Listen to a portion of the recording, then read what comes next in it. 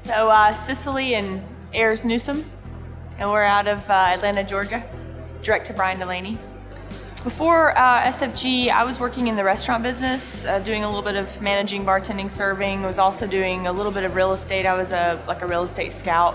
Before I came to SFG, right before SFG, I was working with a captive insurance agency, but one of the big ones, you know. And before that, I was also in the restaurant business,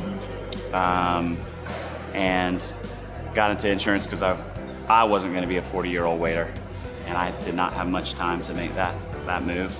The thing that we really enjoyed about working in restaurants is that we had a lot of time.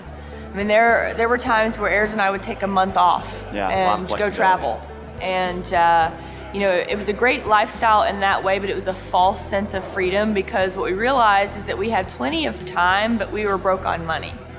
We weren't broke on time. We were pulling, maybe 25 hours a week, making $40,000 a year. So there was a point where we realized, wait a minute, there's a big cap on what we can do here. Lots of time, but not really the money to spend doing the things we really wanted to do at that time.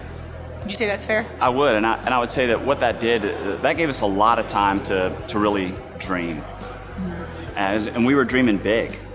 Yeah. We were dreaming big, and what we had realized was that if we kept doing what we were doing, then those dreams weren't going to come true. Yeah, and we really wanted to own a business together. We worked together in the same restaurant for years, and we really wanted to own a business. We toyed around with several different business plans where we could still have some of that time. We really love to travel. Mm-hmm. That's always been a big thing of ours, food and wine and travel. And when Ayres first left the restaurant business to go work for the captive agency, I thought, well, our dream of owning a business together is over because I did not want to go into insurance. Yeah. And I went kicking and screaming, begging him not to go into insurance and thinking that we would never really be able to have a business together if he was going to commit to doing this. The biggest hurdle for Cicily, her biggest fear and one of the biggest trepidations for me going into insurance was just being that greasy insurance agent. And with the captive agency that I went into, it definitely didn't look like that on the outside. It was polished, and then I got inside, and that's what it actually turned out to be. I was that guy at the family reunions. Yep, I was trying to sell insurance to all of our friends and family, and still repairing a lot of those relationships right now. So when Ayres asked me to come to this conference, he made the transition. Brian Delaney actually brought him on in a Taekwondo class.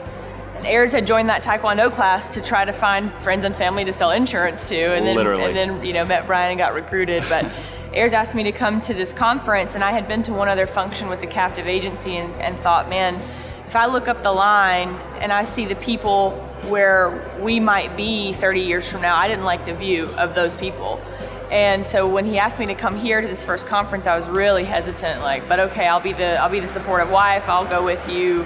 And what I saw in that first conference, Casey and Brandon, the videos, the cartoons, the fun, and I was like, wow, this is a really youthful company. And I had a change of heart at that point, at least to support Ayres and what he was doing. And I can say that what we both saw was just a lot of success, which was very different from what the view was where at the company that I was at. And the leads had so much to do with that right away. Having someone qualified that has a mortgage, which means they have income, and then they had actually sent in a letter. I mean, that was a very different scenario than me walking up to a trailer door dressed in a suit and a tie, saying, "Hey, I'm here to review your insurance policies." Yeah. That was a very different strategy. I really feel like Symmetry is trying to breathe new life into a dying industry. Mm-hmm. They're doing that through a culture of transparency, of character, but also of fun and vitality and youth.